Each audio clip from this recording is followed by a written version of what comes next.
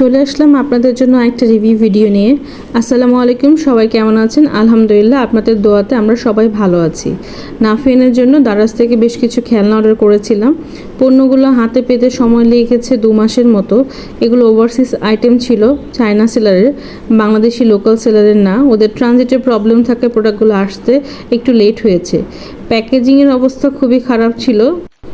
প্রোডাক্টগুলো যে ভিতরে ঠিক আছে সেটার জন্য আলহামদুলিল্লাহ।